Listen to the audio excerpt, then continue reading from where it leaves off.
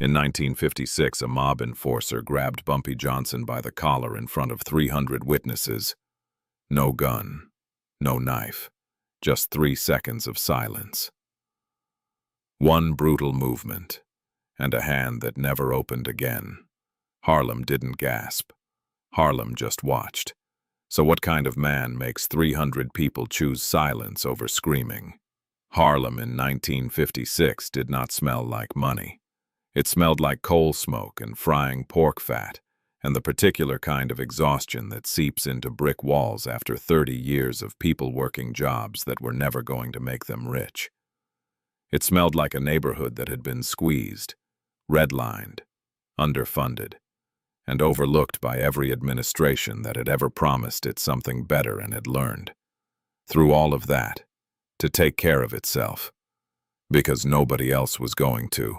Ellsworth Bumpy Johnson understood that smell better than any man alive. He had grown up in it. He had bled in it. He had watched men he loved get swallowed by it. And he had made a decision somewhere in his late 20s that the neighborhood that had shaped him was not going to be consumed by outside hands while he still had breath in his lungs and clarity in his mind. By 1956, that decision had calcified into something that looked, from the outside, like power but felt, from the inside, like obligation. Bumpy was not physically frightening in the way that men like Vito Marcello were physically frightening. He did not fill doorways. He did not make rooms go quiet through sheer size. What he did, and what took people years to fully understand, was make rooms go quiet through attention.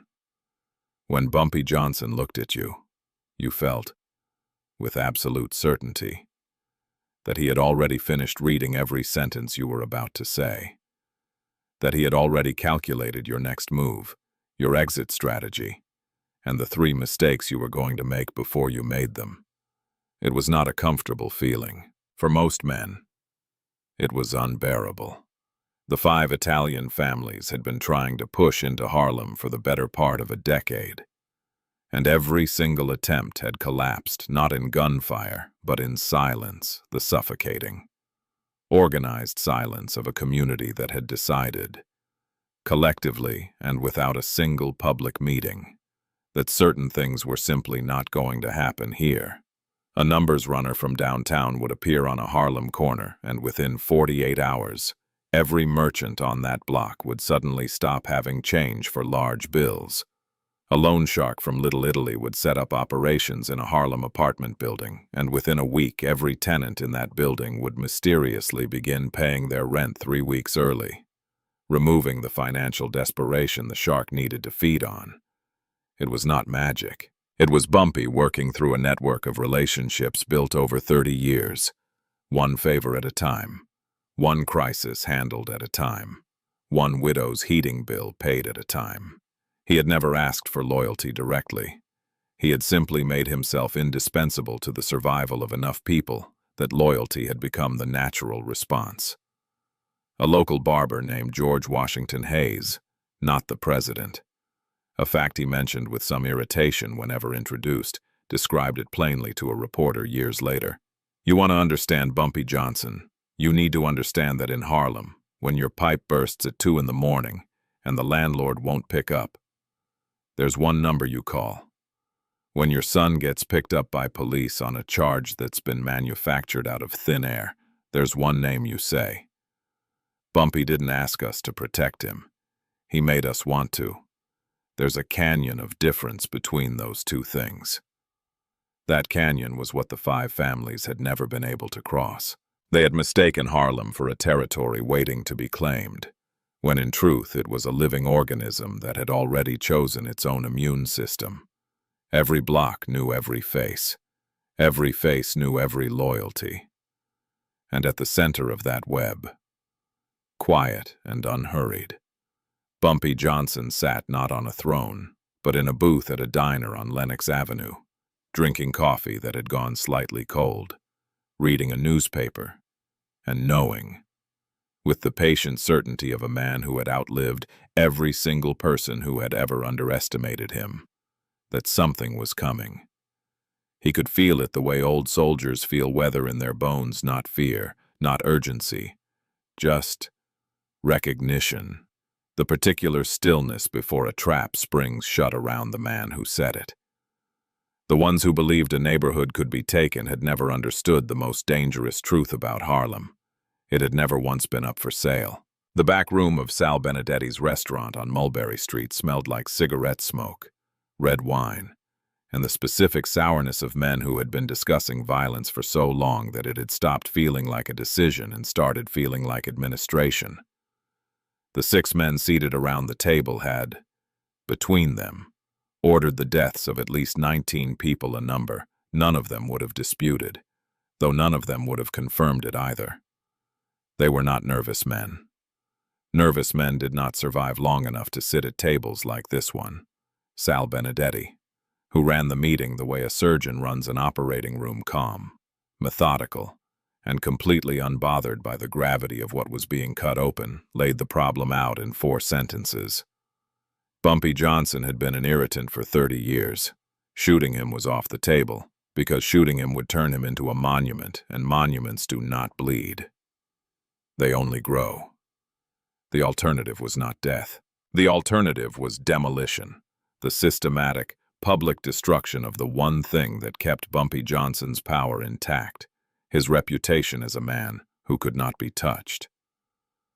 "You break a man's body," Sal said, refilling his wine glass without looking up, "and his body heals. You break a man standing in front of his own people, in the place he considers his living room, and that doesn't heal. That festers. That follows him every time he walks into a room for the rest of his life. Every person who was there that night looks at him and remembers what they saw." Nobody disagreed. Nobody at that table ever disagreed with Sal when he spoke in that particular register, the flat, quiet tone that sounded like boredom but carried underneath it the specific gravity of a man who had already decided what was going to happen and was now simply informing the room. That was when Vito Marcello's name landed on the table like a butcher's cleaver hitting oak.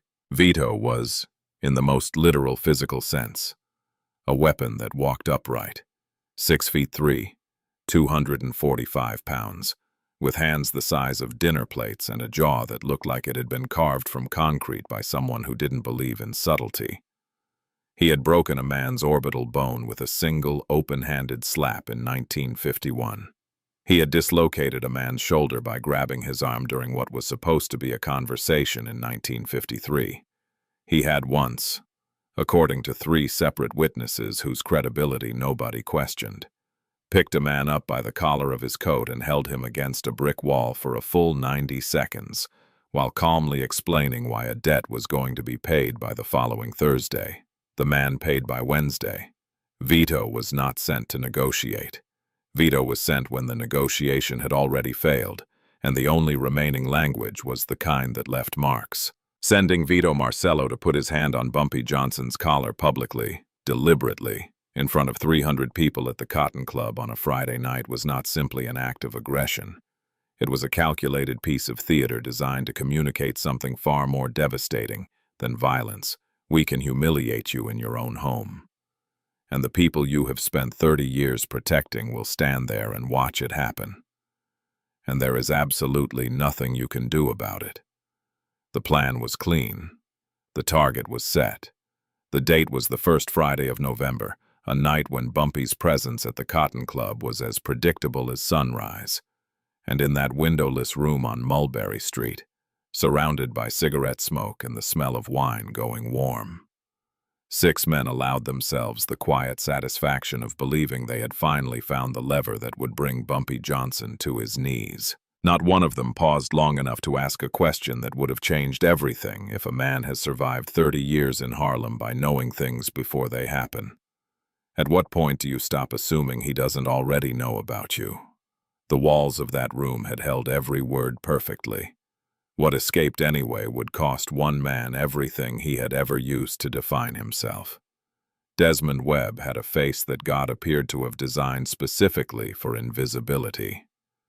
34 years old, medium height, medium build, with the kind of unremarkable features that slid off memory the moment he left a room. He was in the informal economy of information that kept Harlem alive. An accidental intelligence asset of extraordinary value, not because he was clever, though he was, not because he was brave, though what he did that Wednesday morning required a specific kind of courage that most men would have talked themselves out of before finishing breakfast, but because men who are certain they cannot be overheard have a physiological inability to keep their voices down. He had been parked on Mulberry Street at 8:47 in the morning, engine idling, waiting on a delivery confirmation that was running 20 minutes late, when two men stepped out of Sal Benedetti's side entrance and stopped on the sidewalk not 6 feet from Desmond's open window. They were not whispering. They spoke the way men speak when they are so accustomed to being feared that the concept of caution has become, for them, genuinely abstract. One of them, heavy-set, in a gray suit jacket with a grease stain near the left pocket, said, "Bumpy Johnson's name the way you say the name of a pest you have finally decided to deal with. Flat, dismissive, certain." The other one, younger, with a gold ring on his right index finger that caught the morning light and threw it back like a taunt, laughed and said something about Friday night and the Cotton Club and that old man finding out what it feels like to be small in front of his own people. Desmond Webb finished his delivery. He drove north. His hands were steady on the wheel. His face showed nothing. By 11 o'clock, he was sitting across from Bumpy Johnson in a corner booth at a diner on Lenox Avenue, and he was telling him everything, every word, every inflection.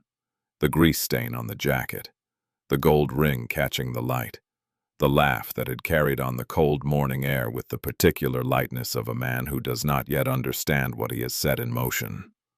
Bumpy listened without moving. He drank his coffee. The coffee had gone cold 10 minutes earlier, and he drank it anyway, the way a man drinks something cold when his mind is somewhere else entirely, and his body is simply maintaining appearances.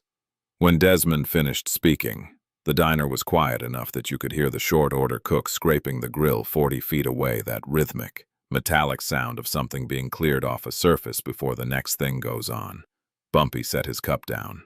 He looked at Desmond with the steady, unhurried gaze of a man for whom this information had not arrived as a shock, but as a confirmation of something he had already tasted in the air around him for the past 2 weeks. He asked one question. "What time does the room fill up on a Friday?" Desmond blinked. 9:30. Maybe earlier if there's a good act." "That's enough," Bumpy said, not unkindly. The way a surgeon says that's enough when he has the information he needs and further conversation is just noise. He folded his newspaper. He had not opened it once during the entire conversation, laid it flat on the table with the careful precision of a man who puts everything exactly where it belongs, and looked out the window at 125th Street moving past in the gray October morning light. He did not raise his voice. He did not reach for a telephone. He did not summon anyone.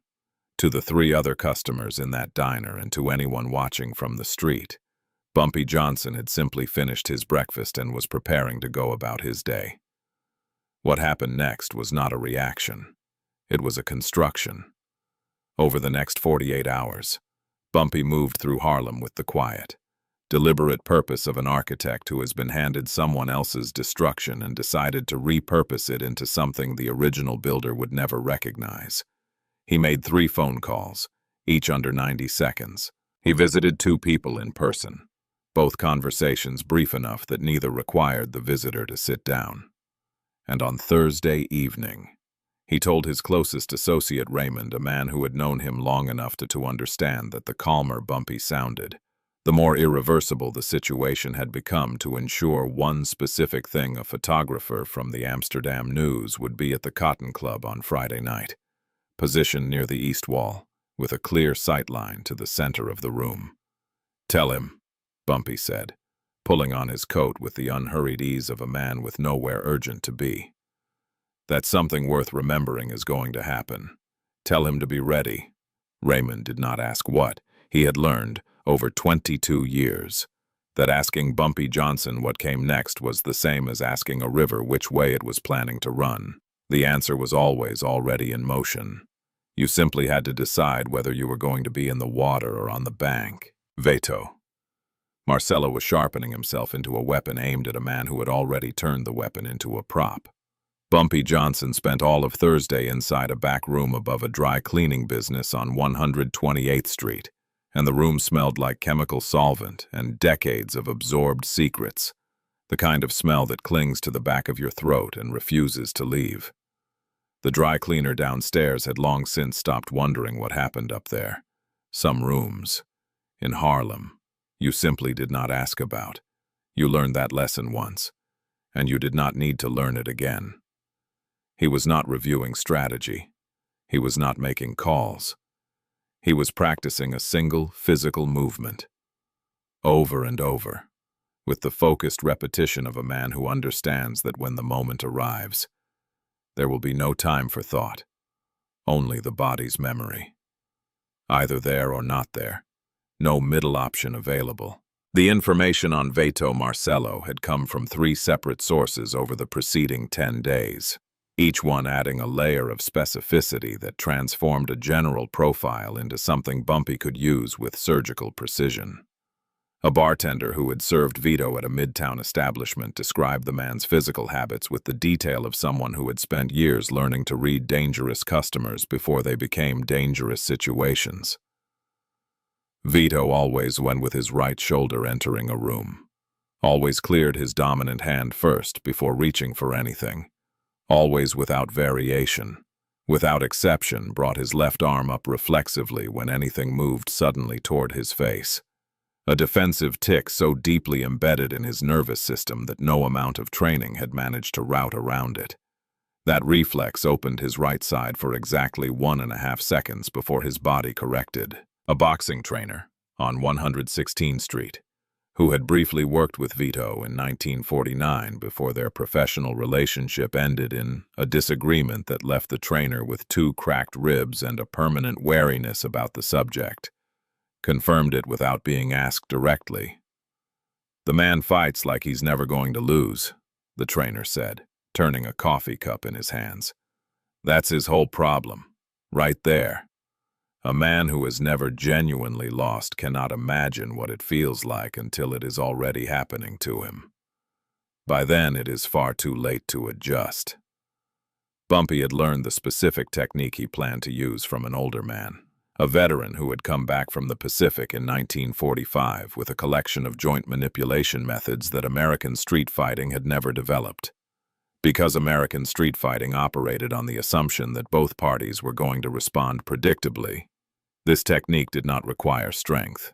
It required geometry, the precise application of redirected force to a wrist joint at the exact angle where the human hand's structural limitations became catastrophic vulnerabilities.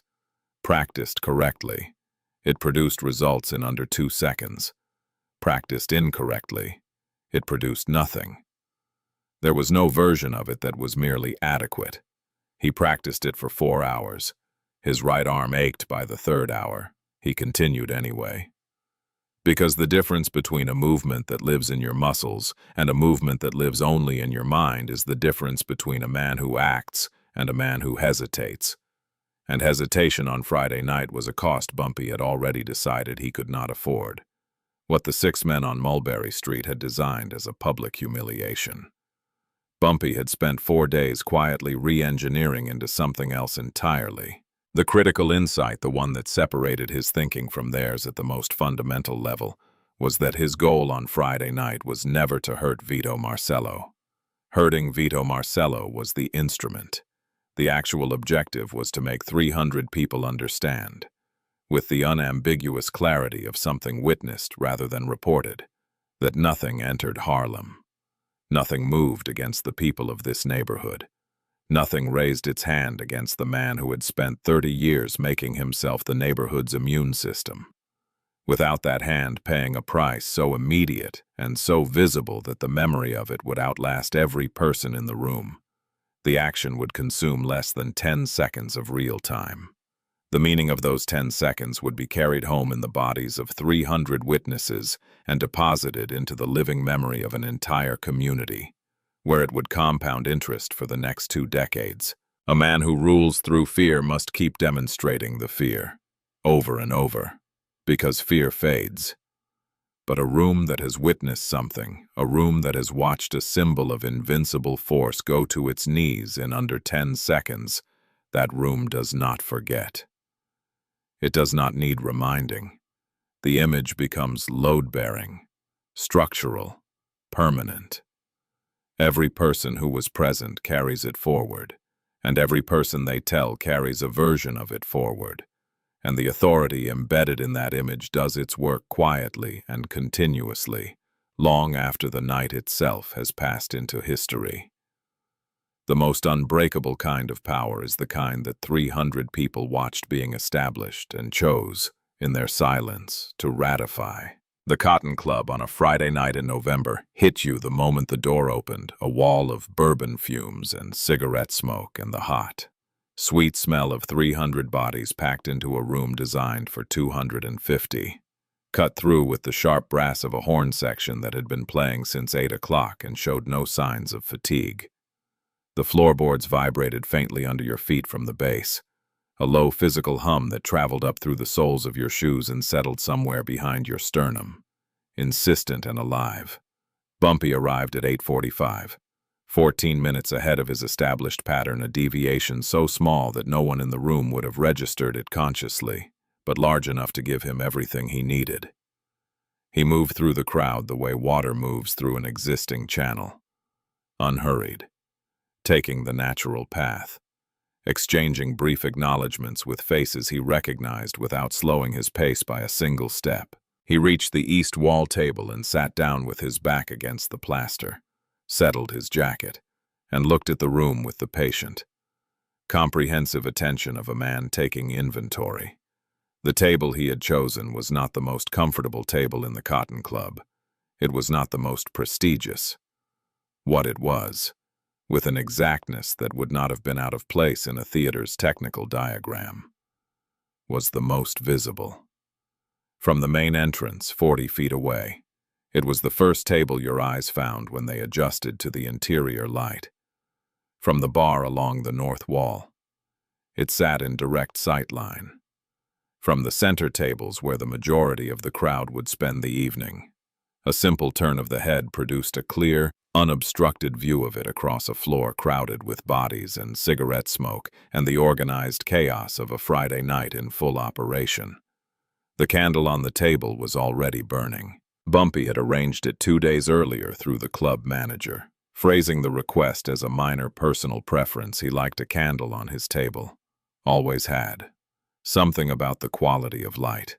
The manager had agreed immediately and forgotten about it by the following morning.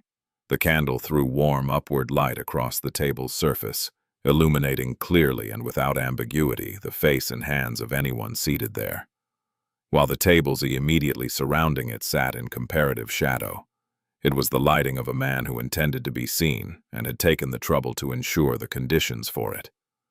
At the corner near the service entrance, positioned at a diagonal that gave him a clean sightline across 40 feet of crowded room to the east wall table, Marcus Ellis sat with his camera in his lap and the particular alert stillness of a professional, waiting for the moment his instincts have already told him is coming. He was 29 years old and had been covering Harlem for the Amsterdam News for 4 years, long enough to understand that when certain people arranged for you to be in a specific location at a specific time, you did not ask for an explanation.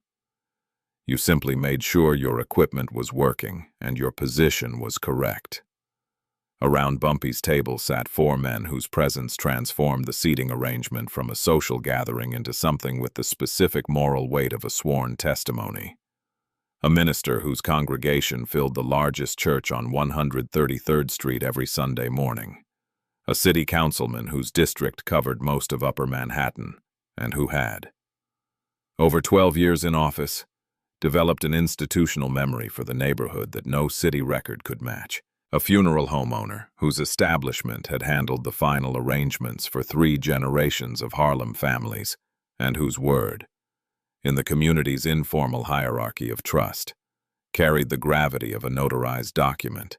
A retired schoolteacher, 61 years old, who had taught in the Harlem public school system for 34 years and whose moral authority in the neighborhood exceeded, by most practical measures, that of the minister himself. None of them had been told what was coming. Bumpy had extended the invitation as he always did, casually, warmly, with the easy confidence of a man who does not need to explain his social calendar. They had accepted as they always did. They were witnesses, assembled and positioned with the care of a legal proceeding, without a single one of them understanding yet that they had been seated in a courtroom. By 9:30, with the horn section in full voice and the room generating enough collective heat to make your jacket feel 2 sizes too small, everything was in place, every prop set, every witness seated. The photographer's lens aimed at the one point in the room where the candlelight cut the darkness clean enough to make the moment undeniable. A room full of people who had no idea they were about to become the evidence in a case that had already been decided was now simply waiting for the defendant to walk through the door and confirm the verdict with his own hands. Some truths do not need to be spoken aloud. They only need a room full of people who were present when they were demonstrated. And the silence afterward that means everyone understood exactly what they saw. Veto.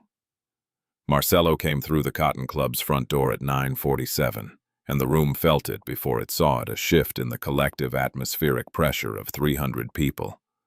That ancient mammalian alarm that moves through a crowd faster than conscious thought.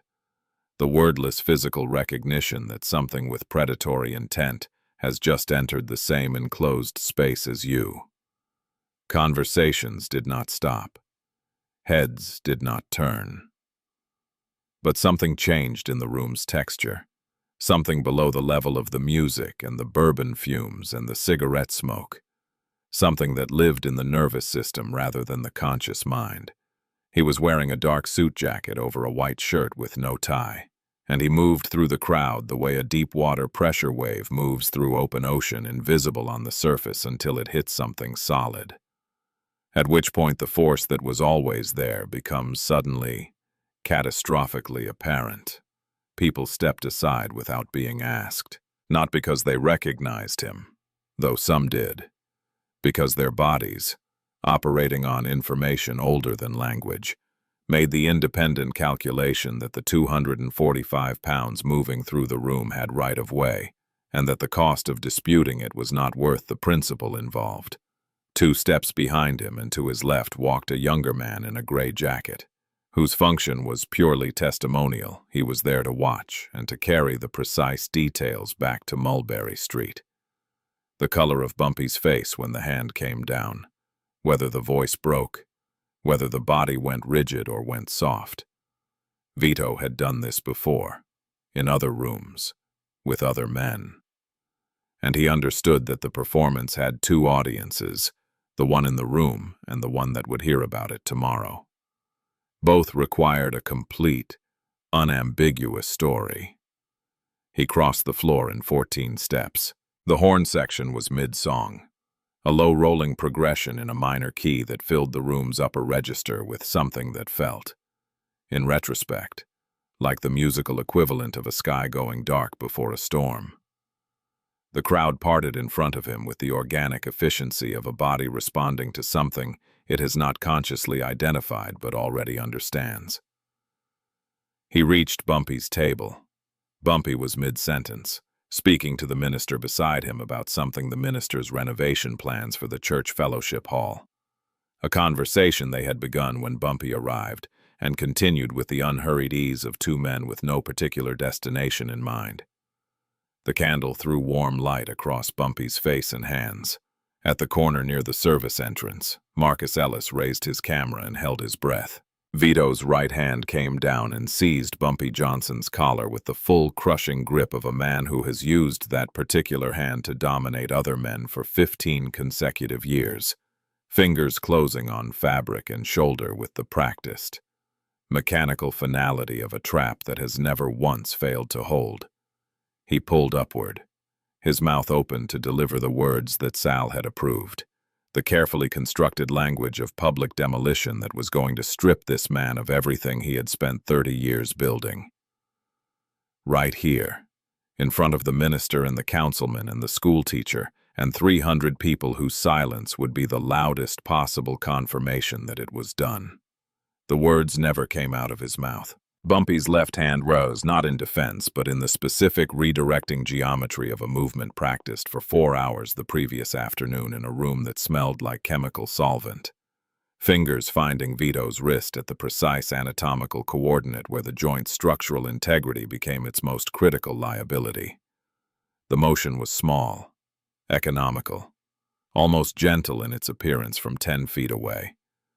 The kind of movement you might make handing something carefully to another person, right up until the wrist bent past the boundary of what the human skeleton was designed to permit.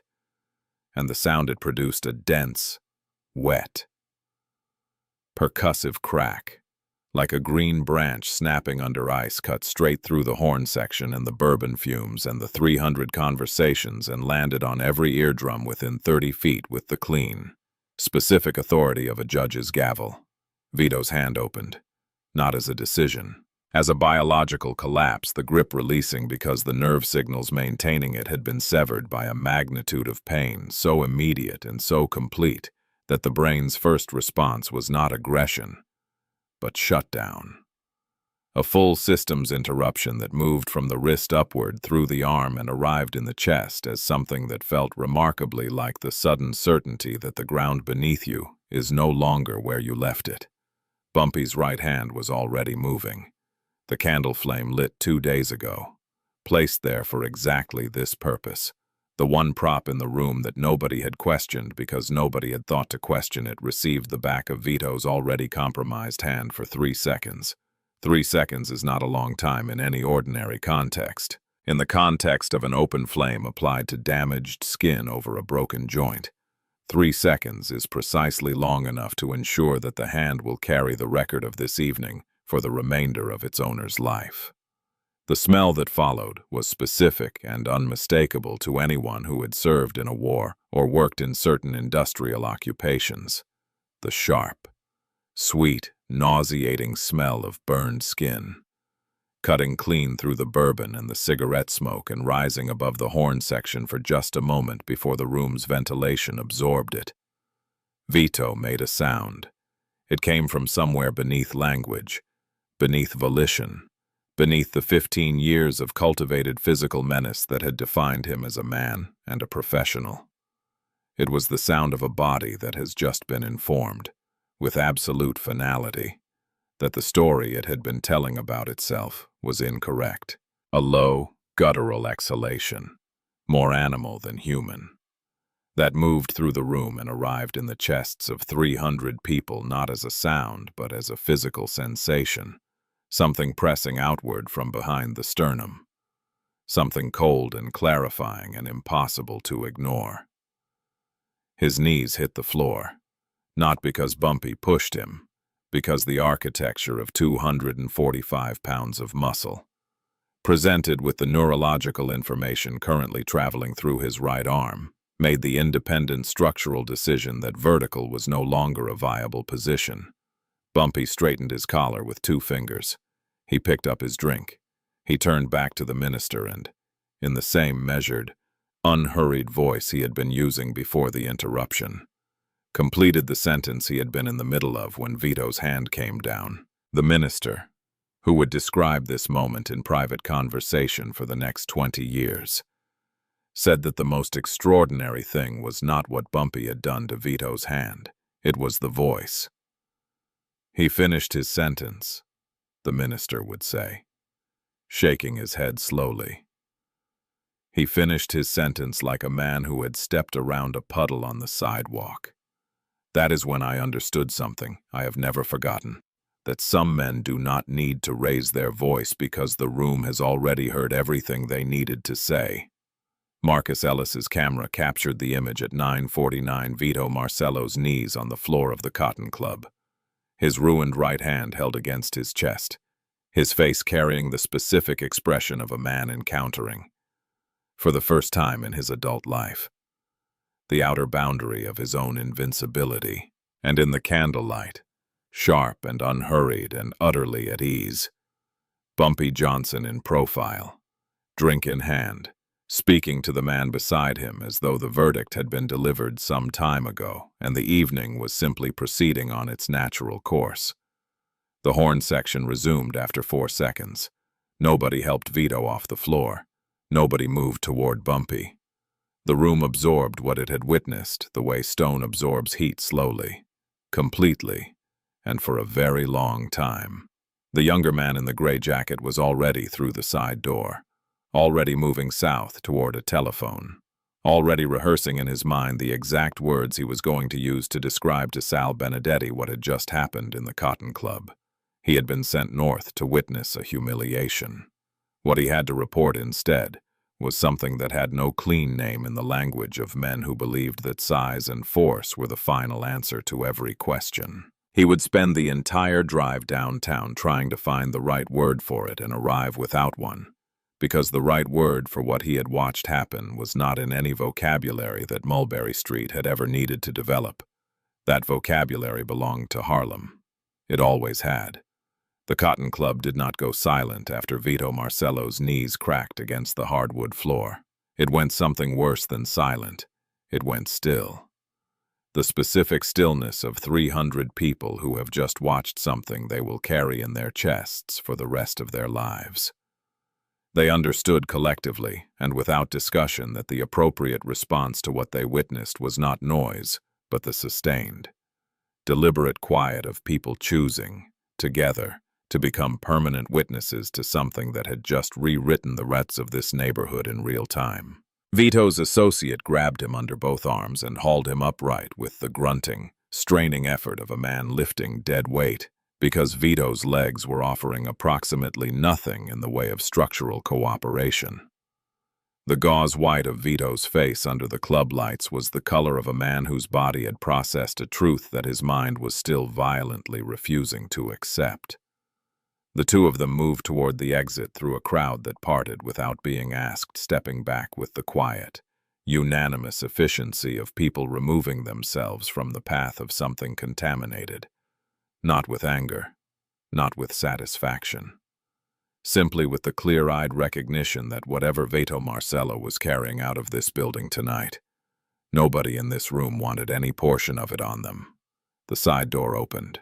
A blade of cold November air cut through the bourbon fumes and cigarette smoke, and the sweet rot smell of spilled beer soaked into old wood sharp enough to make the nearest tables flinch involuntarily.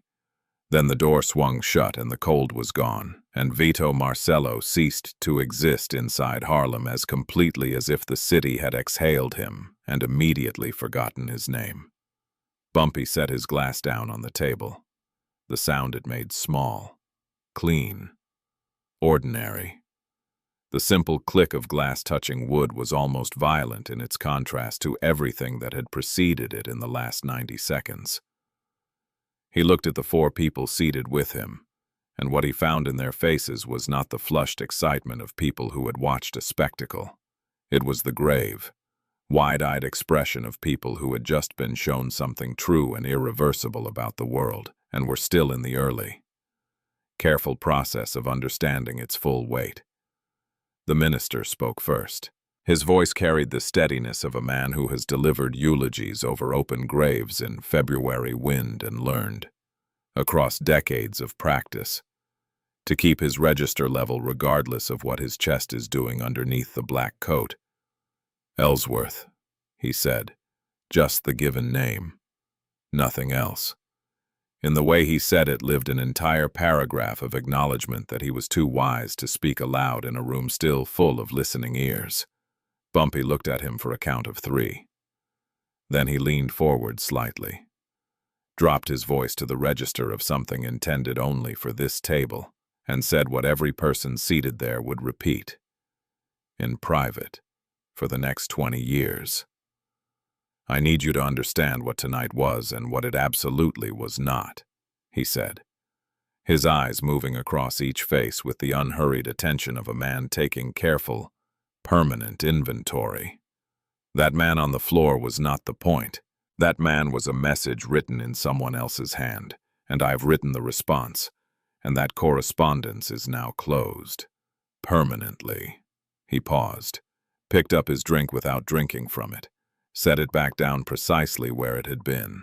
What tonight was actually about is something older and simpler than any of that. It was about the fact that the people of this neighborhood made a decision, long before I was born, about what kind of place this was going to be and what kind of treatment they were prepared to accept from the outside world. I did not make that decision, he continued, his voice level and unhurried as river water. I simply try, every single day, to make sure the infrastructure protecting that decision remains functional. Tonight, that infrastructure required a specific and immediate repair. The repair has been made. The infrastructure holds. The councilman exhaled through his nose, long, slow. The exhale of a man releasing 12 hours of accumulated pressure through a single controlled breath. "You knew," he said. Not a question.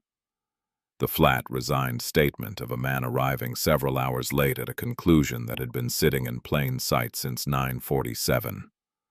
"I knew enough," Bumpy said simply. "I prepared for what I knew. That is the entire philosophy. There is no other philosophy worth having, and no other philosophy that has ever kept a man alive in this city for 30 years. He straightened his jacket, smoothed the lapel once with 2 fingers, the gesture of a man returning his appearance to its natural order after a minor disruption. "Now," he said, and his voice carried warmth in it that had been absent for the preceding 5 minutes. The warmth of a man stepping back through a door into the room where his actual life takes place. "Reverend, the eastern wall of the fellowship hall.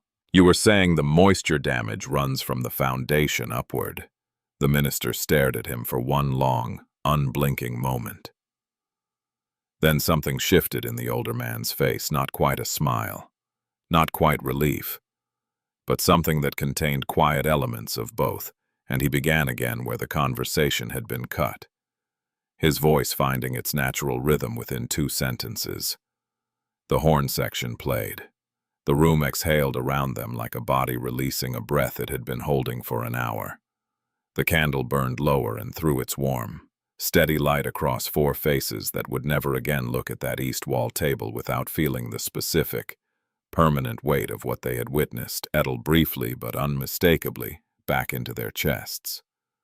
The laws that need no enforcement are always the ones written deepest into the bone. The telephone on Mulberry Street rang at 11:17, and by the time Sal Benedetti replaced the receiver, the call had lasted 4 minutes and 40 seconds and had aged him.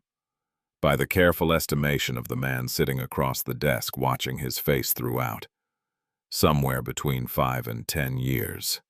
He sat without moving for a full minute after hanging up, his hand still resting on top of the receiver as though he was considering lifting it again and demanding from whoever might answer a different, more acceptable version of events.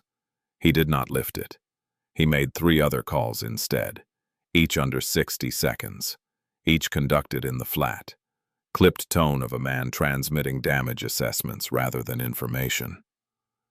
By midnight, the back room held all 6 chairs filled again, same scarred table, same rings from 100 previous glasses, same walls saturated with the smell of cigarette smoke and decisions that had cost other men considerably. The same absolute absence of windows that had made the room feel, 2 weeks ago, like a space built for secrets. Tonight it felt like something else. Tonight it felt like a room built specifically for absorbing damage, and the damage being absorbed was the kind that does not fully metabolize. The younger man in the gray jacket stood at the end of the table and delivered his account standing. Because nobody gestured toward a chair, and he understood the geometry of this room well enough to know that sitting without invitation was the kind of error that produced consequences he was entirely unequipped to manage. He spoke with the stripped, precise accuracy of a man who has spent 40 minutes in a car removing every personal reaction from what he witnessed and leaving only the bare sequence of facts. He described the crossing of the floor, the grab, the specific wet crack the wrist produced, dense, percussive, cutting straight through a live horn section with the clean authority of something structural giving way inside a human body. He described the candle and the 3 seconds and the smell. That smell sweet and sharp simultaneously. The smell of scorched skin that climbs into the back of your sinuses and refuses to leave for days produced a visible physical response in 2 of the men at the table.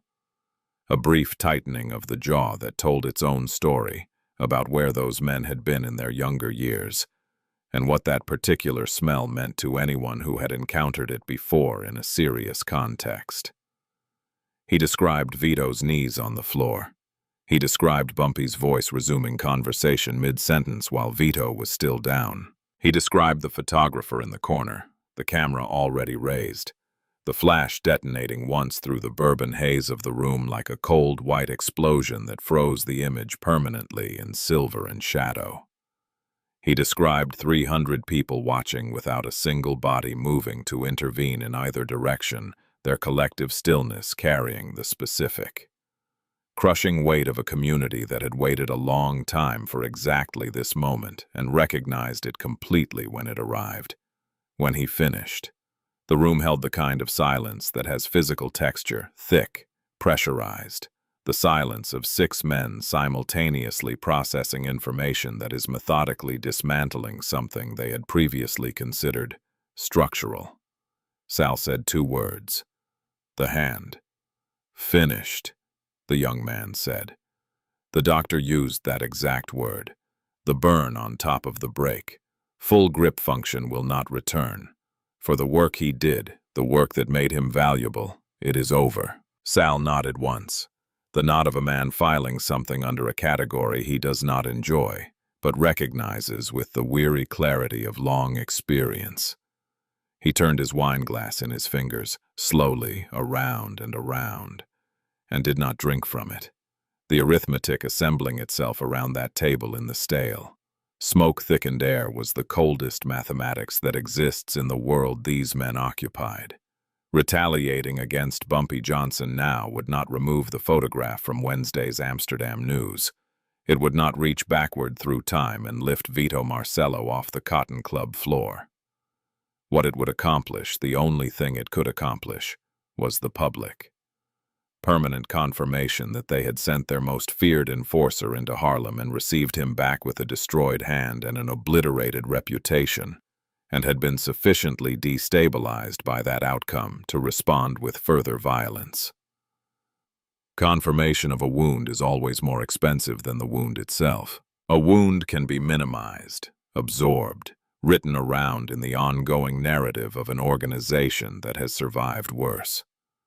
A confirmed wound becomes a permanent entry in the public ledger available to every rival, every federal investigator, every ambitious young man watching from the edges and calculating whether the moment has finally arrived to make his move.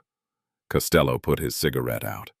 One slow, deliberate press into the glass ashtray, the ember dying with a brief hiss and a final curl of smoke rising toward the ceiling. "We leave Harlem alone," he said, in the voice of a man shutting a door he does not intend to open again in his lifetime. The man who decided we needed it is currently in a hospital bed learning to button his shirt with his left hand. That is the lesson. It has been written clearly enough. We leave it alone. Nobody spoke against it. Chairs scraped back across the concrete floor. Coats were lifted from the backs of chairs. 6 men walked out into the cold November street without another word exchanged between any of them, each one carrying the specific private weight of a retreat that would never be named as such in any room where any of them were present. The clothing of strategy does not change what is underneath, but it makes the walk home considerably more bearable for the man wearing it. Vito Marcello walked out of Bellevue Hospital on a gray Tuesday morning with his right hand wrapped from the base of the fingers to 4 inches above the wrist in white gauze so thorough it looked less like an injured hand and more like something that had been prepared for storage, set aside in sterile wrapping because the original function had been permanently discontinued. The two men waiting with the car did not meet his eyes. They looked at his shoulder, his collar, the middle distance past his left ear anywhere that was not the bandaged hand or the face above it, which had acquired, across 5 days of hospital ceiling and unmedicated reality, the specific hollowed quality of a man who has had something load-bearing removed from his sense of himself and has not yet begun to understand what, if anything, will be permitted to replace it. He was 38 years old. He would live another 22 years and spend the majority of them in a house in New Jersey that he shared with no one. Dying in 1978 of a cardiac event at a kitchen table with the television running in the next room, unmourned by the world that had once moved out of his path without being asked. The gauze came off after 6 weeks. The burn scars remained, pink and permanent, mapped across the back of his hand in a topography that told the complete story of one specific Friday night to anyone who knew how to read damaged skin. The full grip never returned. In the world Vito had inhabited, a hand that cannot close all the way is a biography that ends mid-sentence. The photograph appeared in the Amsterdam News on Wednesday morning, page 3, above the fold. Marcus Ellis had produced something beyond documentation, the visual equivalent of a sworn statement. The kind of image that carries its full meaning in every detail simultaneously, and requires no caption to communicate what occurred, and what it meant, and what it was going to continue meaning for a very long time. Vito's knees on the scarred hardwood, his ruined hand held against his sternum like a wounded animal, protecting the only part of itself that still had feeling. 300 faces arranged in the background, wearing the particular expression of people in the first moments of understanding that they have just witnessed something irreversible. And in the warm, sharp candle light on the left side of the frame in profile, entirely composed, drink in hand, attention directed at the man beside him, mid-conversation, Bumpy Johnson, occupying the same chair and the same posture and the same untroubled expression he had occupied when the evening began. As though a large man had not just collapsed onto the floor 3 feet from his left shoe, but had instead simply excused himself briefly and the evening had continued without meaningful interruption, which, in every way that actually mattered, was exactly what had happened. The photograph was reprinted twice in the following 6 weeks. It was discussed in barbershops where men argued about the specific technique while scissors kept moving. It was discussed in church halls in the language of community and protection, and the particular dignity of a neighborhood that had demonstrated publicly that it was not available for the kind of treatment that had been attempted. A barbershop on 125th Street framed a copy in black wood and mounted it behind the cash register, where it hung for 11 years until the building changed ownership. In those 11 years, not a single customer failed to look at it. Not a single one needed to ask what they were looking at. Bumpy Johnson continued for 12 more years with the same unhurried, daily consistency paying bills that widows could not cover, resolving disputes that would otherwise have required ambulances, maintaining with patient and relentless attention the invisible infrastructure of trust and obligation that no quantity of money dispatched from Mulberry Street could ever replicate or dismantle from the outside.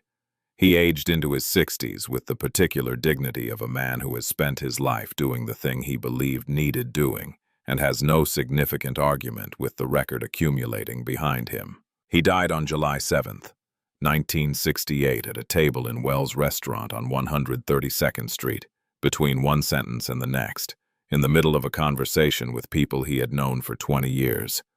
Heart attack, 62 years old. The smell of that restaurant on that evening was coffee and fried chicken, and the warm, dense, human smell of a full room on a summer night in Harlem.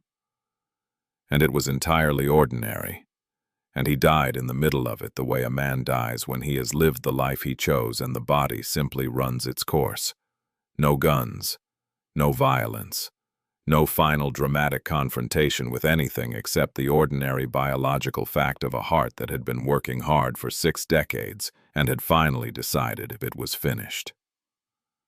The young men who had been children in 1956 were in their 20s by 1968, old enough to have heard the Cotton Club story from parents who had been present, old enough to have seen the photograph and understood without explanation what they were looking at.